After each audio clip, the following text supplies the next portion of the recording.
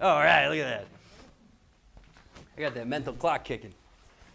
Types of financing, strategic partners and alliances. These are businesses with close relationships to each other. So, an example, a distribution shipping company and a soil amendments distribution center. So, if you're not trucking out your own stuff, getting in with a trucking business, if you want to open up an amendments warehouse, getting in with them and saying, hey, listen, I have this business and I don't really have the capital, I don't have the trucks, I don't have the ways and means to getting cheap fuel, but you guys have that already set up. Would you want to buy in on my company for 20%? And then you work out a way to do profit.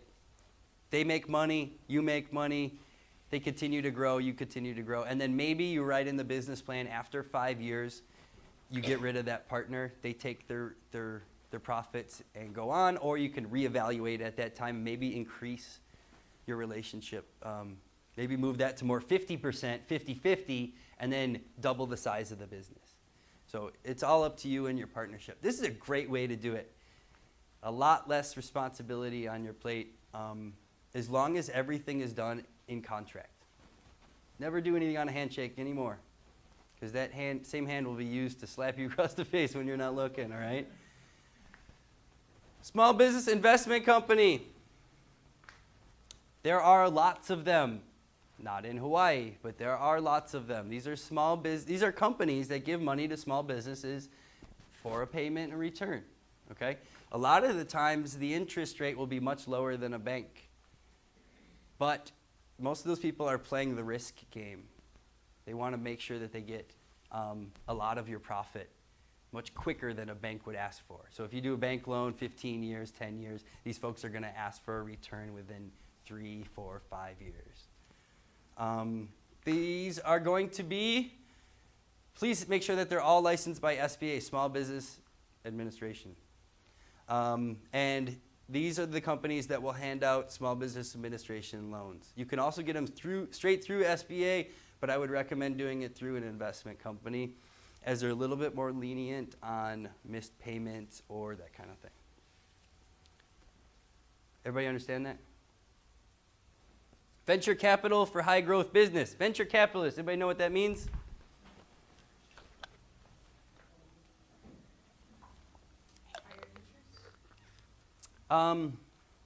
No. What it is it's a company or a person who wants to basically invest in your business for part of your profit for a very limited amount of time. Yeah, like Shark Tank. For a very short period of time, they want to give you a ton of money so that you can get started and get up and get going. By year 5, certainly by year 7, 8, 9, 10, they're going to want a full return plus the interest.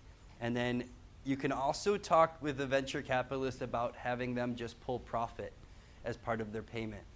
I wouldn't recommend that.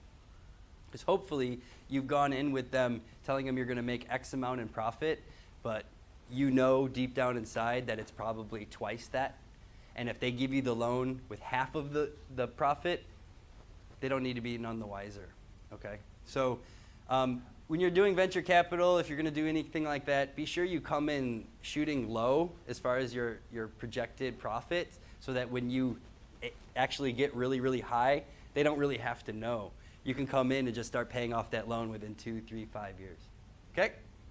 These venture capitalists, we're talking venture capital, it's definitely in this range, 1 million to 50 million.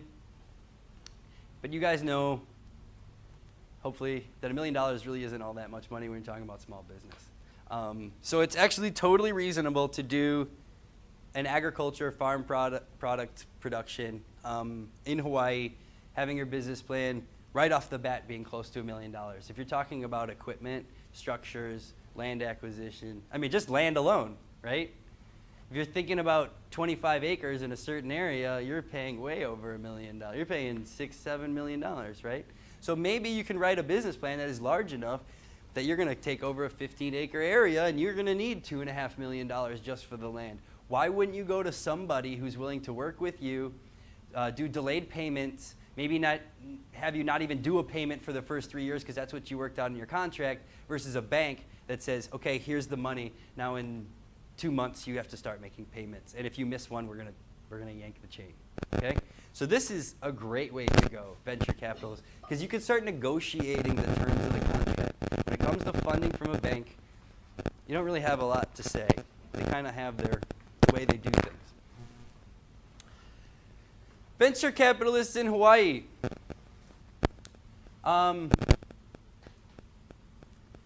Few of the requirements that venture capitalists that do investments in Hawaii, you need to have a strong management team. Strong management team meaning experience. You definitely want to have, of your 4 managers, or if you have up to 6, 7, 8, each one of them better be experienced in the field and also have some sort of a college education, BA, hopefully master's, if not something a little bit better. Okay? So venture capitalists are looking for people that are professional managers. If you have those people on your team, then they will invest in you. If you don't, they won't give you too much. Proprietary technology production, they really like to get into new innovations of technology. And that exists widely as far as agriculture goes. There are so many innovations to be made. Compared to other industries, as far as technology advancement, farming is still in the Stone Age. So there's plenty of time to come up with products and new things to get out there and invest in. And then they're also looking for low competition. You better have a product or an idea that you're way down on the graph on the edge. You're just introducing the idea. You haven't really started marketing it. And that there's very low competition or potential for other businesses to match your business. They would expect, this is kind of blown up, but a lot of the venture capitalists on the mainland, they would expect 25, 50 million revenue in 5 to 7 years. That's quite large for agriculture, but I need you to know that there are farmers in Hawaii that use these, that are borrowing $25 million at a time and then paying them back in 3-4 years. So hopefully at some point in your business plan, you have expanded to that level. So you're making it, you're doing millions and millions of dollars, right? Because that's the goal, become filthy rich, right? Well, just remember when you're talking about monies like this, you still have to have profit. You still have to have some sort of income. A lot of folks will have, I know people that own real estate businesses out in Kona that are right around this range, and they still only make like $100,000 a year. That's how much their business is worth, but they're not pulling in the wages. So I would tell those people you need to revamp your business plan so that you are paying yourself based upon your profits, okay? Enterprise Honolulu is a board on Oahu that is basically a group of venture capitalists. And then the Hawaii Venture Capital Group, they do a summit every year over on Oahu. And they focus mostly on, this is a non-for-profit, they focus on energy independence, food security, high-tech industry, that should be industry, and tourism. So if you were to say, be in those 4 categories, which would certainly be farming or energy independence, maybe you want to get involved in joining the summit that goes on Oahu. And what would be the worst that can happen? You go to the summit and you present in front of a board your idea, your full drafted business plan that you come up with this class, and then they actually say no. That's the worst that can happen, right? But they'll probably give you advice and how to do it and reapply for the next year. So look into talking with venture capitalists. It's really the best avenue, I think, except for maybe angel investors, but we'll get to that. Any questions on that? Resources. Is there financial resources? What I mean by that is people out there in the community that can help you out with your financial issues. All right? Your needs, your financial team needs change definitely over the length of your business. During the startup phase of your business, please just have a bookkeeper or an accounting firm that keeps accurate records of your business. It's the easiest way to do it. Bookkeepers, couple $100 a month, maybe even just $200-300 a month. You give them all of your data for revenue coming in, sales going out, all the information, and they will build tables and all the financial data that you need for you. Trust me, if you're not a financial professional, this is the easiest way to do it. Just get a bookkeeper. There's plenty of CPAs on this island looking for a gig, okay? As you grow, having a controller, somebody who is a CPA as an employee, somebody who's a financial professional as an employee, managing day-to-day cash flow, and then doing weekly and monthly reports, okay? This would be an employee, where this is somebody that you hire out as a bookkeeper. This is somebody you're having in-house that manages the day-to-day and the monthly records. Remember I said you don't have to have one individual in each one of these roles. You can have somebody doing all of the roles in your business except for one of the four, right? So if you feel the need that you need to have somebody in-house doing this, you better look closely as if you can afford that individual. Even during growth, this is a great option. Until you become big enough, you got to be careful that if you're hiring somebody out, remember financial professionals, if you're doing it full-time, managing day-to-day and monthly payments as a financial professional CPA, I would certainly ask for no less than $50,000 a year. So if you can't afford a $50,000 wage just for your financial side, then this is where you're at. Until that point, just hire out. When you're going through expansion to the point where you've got multiple employees, chief financial officer, great way to go. Structure complex financing, projections, controller, bookkeeping, and reporting. Basically does everything. Where you might have, in this situation, you might have the other management team, CEO, doing projections and understanding that where the future is going with the business. Here, the chief financial officer is a decision maker within the business. Here, this individual is an order follower. This is somebody who's not even associated with the business other than takes a check for payment. See the difference? This guy's making decisions about the financial security of the business. Unless you're big enough, do not have somebody in your business making financial decisions unless you could justify it being large enough. Okay? Great way to go, bookkeepers and CPAs. Is this the slide that got all messed up? Yeah, I think so. So just take notes on the back here. What's an estimate for chief financial salary? Ooh, chief financial officer, $200,000 a year. Minimum. Now we're talking CFO. We're talking about a business that's worth at least $2 million. That's yearly. So not until that level do you get somebody in there that's making hardcore financial decisions. You have management for that. All right, how to get help? Any options, online or local? Well, first thing, you're going to have to build your structure of your business so that basically you need to have a business plan drafted so that when you approach anybody for help, they can evaluate your full business plan, and then hopefully it's so detailed that they don't have to ask you any questions and they can go on with helping you. Okay, so it's very, very good to have a structure, and if they have any questions, be available to fill in the blanks for them. Use a template for your business plan.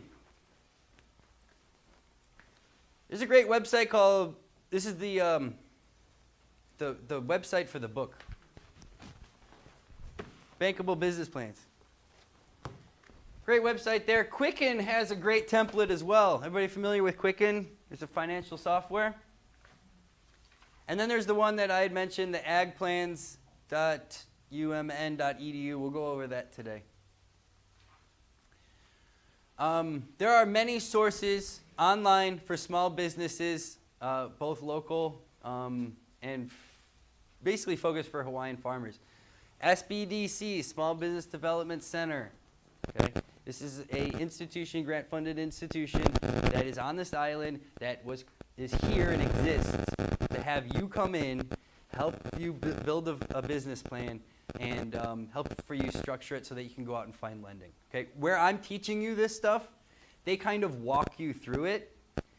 What better way to approach SBDC after you've taken this class so that you understand exactly what's going to be going back and forth as far as the structure goes, and they can get you expedited through the system and then try to find you funding. Okay. There's the I always forget the name of it. The agribusiness incubator program. Agribusiness incubator program out of CTAR, which is run by Stephen Chang, Chaing. He runs the CTAR supported program. Basically what that program is helping small farmers build business plans.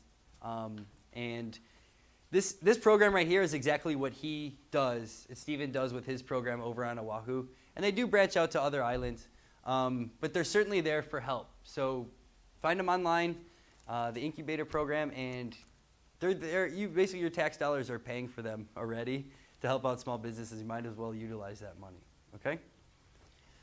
Also, getting a consultant, either an accountant or business plan specialist, and you hire them. This is a great way. This is one-on-one. This is somebody actually working for you as opposed to helping you. So you know the quality, the level of work that you're going to get out of this individual because you're paying them is much higher quality. So always consider a consultant when you're talking about building your business plan. Having an accountant look over your business plan after you've drafted the financial plan, what a great way to go in when you're asking for lending, especially when you already know that accountant has looked over your finances. Okay? Everybody awake? I'm losing some. I know, I'm boring. Financial's boring. It happens. Here's that other slide that didn't quite make it. Any small business programs out there? Well, I like QuickBooks, which is owned by Intuit. At least now it is. This is what I used to use in my mortgage days. Why? Because I'm a financial moron.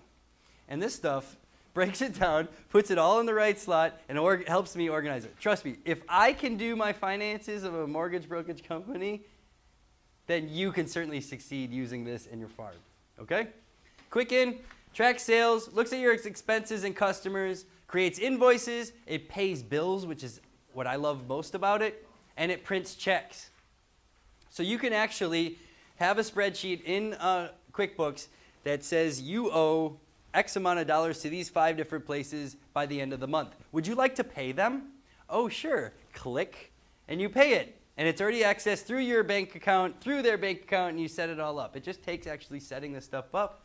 And trust me, all of your banks would be happy to give you the number to send them money. Okay? And then you also have Peachtree. I like Peachtree. I used to like Peachtree until they changed owners. And general ledgers, accounts payable and receivable. There's payroll, online banking, sales tracking, and report capabilities. This is a little bit more intense than this. I don't really know if you folks need anything that intense as far as Peachtree goes. Quicken also works really good as well.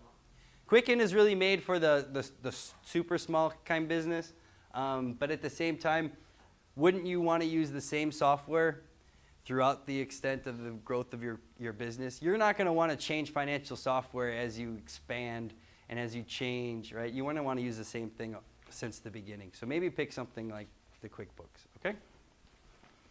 It will make your life 1,000 times easier. How else can you get help?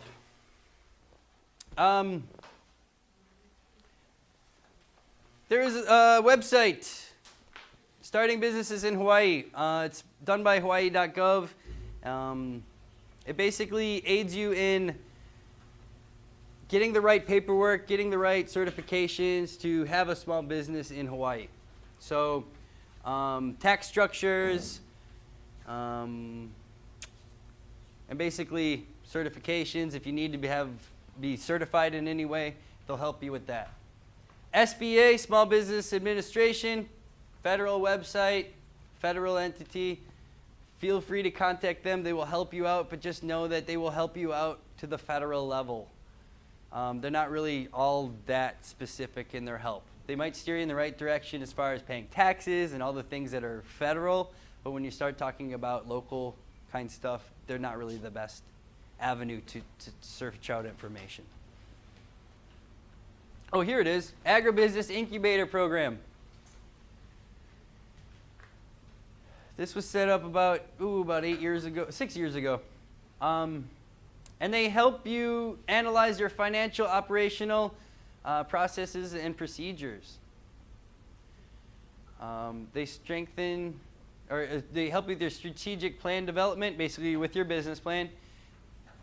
Developmental execution of your business plan. Developmental, those are the different stages of the business. So they want to help you write the business plan so that you are growing through the business plan and not hoping that it grows. You're going to write down, as I grow, this is what I'm going to do. Planning and project management services. So whether it be building a farm, putting on your irrigation, you got to remember that this is agribusiness based. So these folks are there to answer those types of questions. All right? Structures, equipment, irrigation, crop insurance, all that stuff. These are your guys. Okay? Where SBDC, Small Business Development Center, has a lot of experience with farmers, and they are on Big Island, this is where the SBDC kind of fails for farmers because they're pretty general as far as small business goes. This is very farm specific, okay? And then continual improvement of operations, that's the expansion, right? So they consistently will help you expand your business. I'm going to give you a couple snapshots of some folks on the Big Island and in Hawaii that a couple of them are on Oahu, but they have really close connections, or at least somebody that they could forward you on to here. In 2012, the SBA Small Business Advocate Award, which is only awarded to, I think, 5 individuals or 5 entities in the whole United States, was given out to Dana last year. She's with the Scheidler College of Business.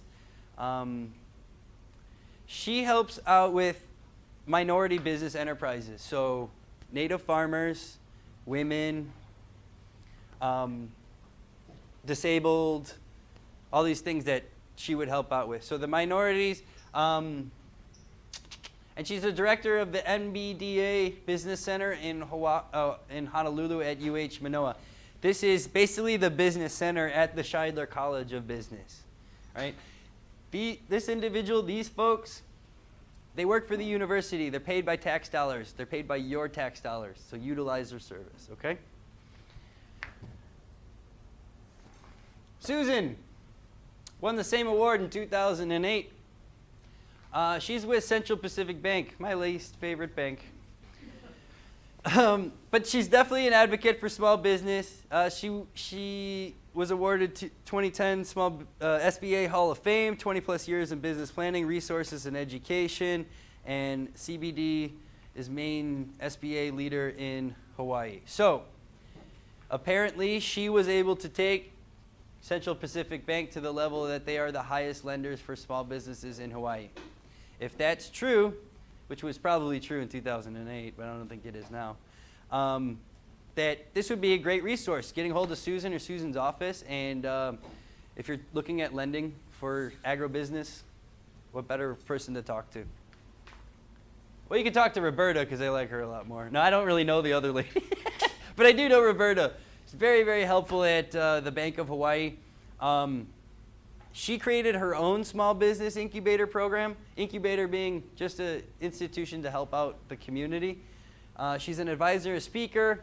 She does SBA workshops on how to finance your business, which she still does, so possibly you want to find out where one of those lectures is going on.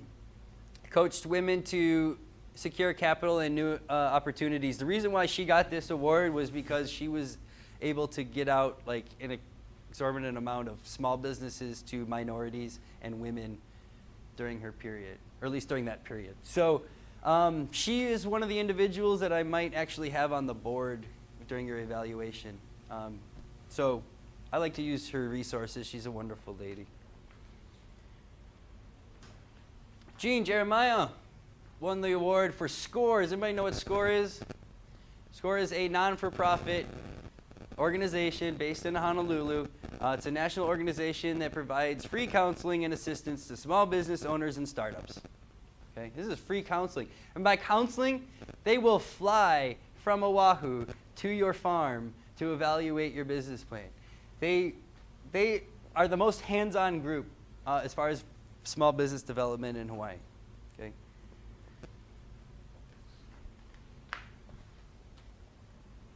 I don't like to work too much with them, Jean, because they're really doing this very similar thing that what we're doing. So we don't, like, we work together, we'll communicate, but we definitely don't cross paths all that much because we're trying to hit different areas of the islands, right? Just another resource. It's a wonderful resource. And the SBA Small Business Advocate Award of 2012 was handed out by Nexus Trusted Advisors. It's an advisory group on Oahu for small businesses. I've done a lot of research as far as they go. This is something that you're going to want to utilize when you're hitting that expansion level and you're getting your chief financial officer involved. This is when we're hitting, $1 million. As far as profit over the course of the year, right? At that point, Nexus is a great group, but up to that point, you're going to probably just use the services that I mentioned earlier. Financial goals. How much money do you want to make? You're certainly going to state that in words in your financial plan, and it will be represented in your data. You're not going to build a business plan and have it come out totaling less money than you want to make. Don't draft a business plan and then notice that you're making less money than you want and then continue on with that business plan. You need to reevaluate. So you need to figure out how much money you want to make out of your business profit while you're drafting your business plan. If you are able to match that with your financials, then you're on the right track. Maybe if you double that, you're even better. But certainly, don't go forward with a business unless you're making exactly the amount of money that you want to make. It's all dependent on what you're trying to get out of your business. Any questions? How you get the mark of the money where you like make? How you figure that out? Well, maybe you need to increase production, and maybe you need to broaden your sales, your customer base. So all of that would be If you increase your production, increase your amount of customers, you might increase your profit to the level of where you want to make enough money. So when you do your business plan, you do the finances, and it all comes out that you're making half of what you want, you might have to double the size of your business before you start it up. Go back from the beginning, write up the business plan, and then you do the numbers again, and then if it's right around what you're trying to make, then you're on the right track. Okay? It's an indication that your business plan will work. Don't go forward with a business if it's not making the amount of money you want. Plain and simple. Business, simple business life cycle, right? We kind of went through this a little bit. You got the startup, the growth, the transition, the maturity. Year one would be the startup phase. Startup being just getting yourself going, establishing yourself at a location.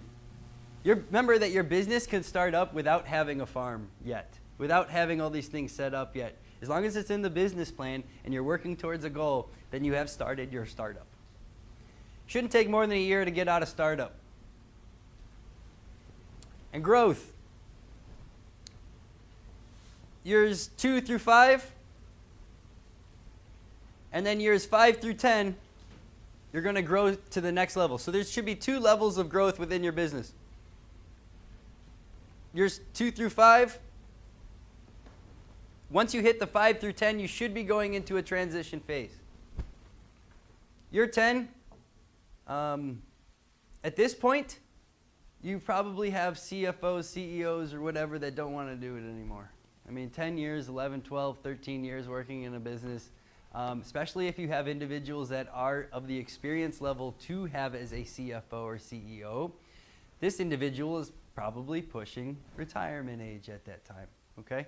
So you definitely want to plan for that your management maturity, and then exit strategies and moving on. So where is your management going to go? Are you